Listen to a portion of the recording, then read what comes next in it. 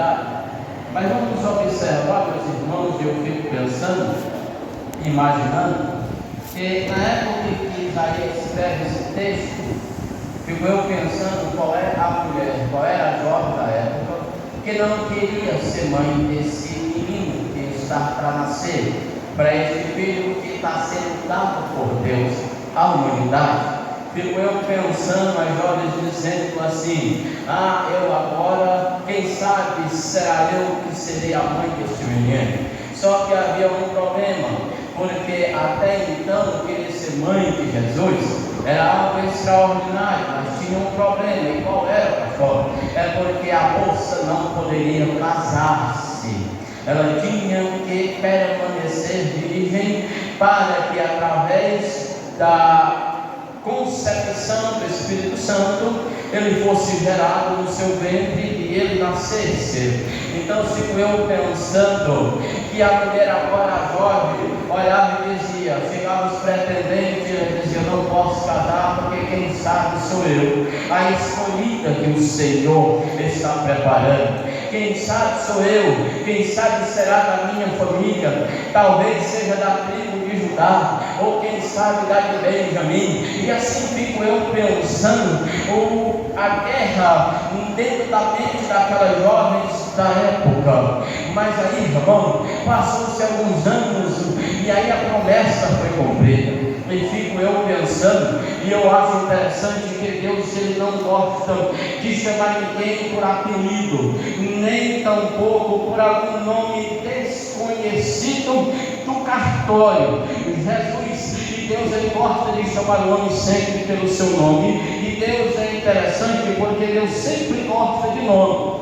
Observe que isso é desde sempre, não foi agora, porque nós vamos observar na criação.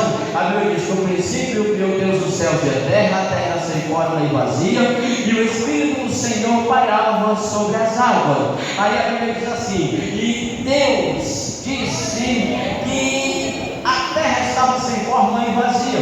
Aí Deus vai dizer assim: haja luz. Aí a Bíblia diz que houve luz, e aquela claridade que apareceu sobre a terra ele chamou de dia. Então observe que ele gosta de nome e dá nome às coisas que ele cria.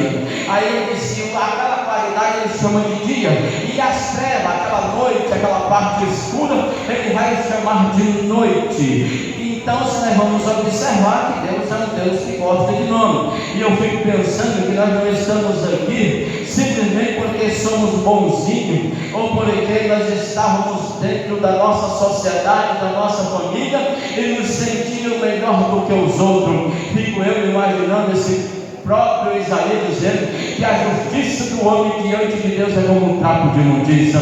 Então não se glorie o homem na sua força, nem o sábio nem na sua sabedoria, e nem você na tua justiça, porque diante de Deus ela é como um trapo de imundícia.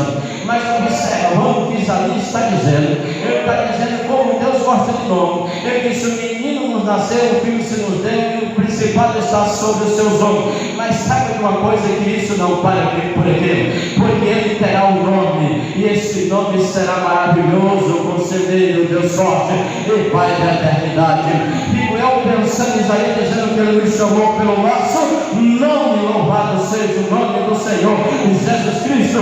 E o nome sempre tem alguma característica dentro da cultura judaica em relação ao seu nascimento, ou alguma coisa que ele fez de grandioso. E aí o nome se refere a isso, ao seu pai, à sua mãe, a ele no seu nascimento. Aí eu fico pensando, Deus vai olhando e dizendo assim: esse menino será maravilhoso, é de uma virgem que vai nascer. Então observe que a maravilha de Deus apresentado diante de Jesus no seu nome acontece ainda mesmo que ele nascer, porque Deus vai escolher uma jovem lá em Belém da Judeia por nome Maria. E é maravilhoso porque, primeiro, porque ela era crente em Jesus, cria no Deus que criou todas as coisas, e ela era temente a Deus. E a Bíblia diz que o anjo do Senhor aparece a ela e diz: Maria, você achou graça, Deus viu e achou graça diante dele a tua vida, o teu proceder, a tua vida tem agradado a ele, e por causa disso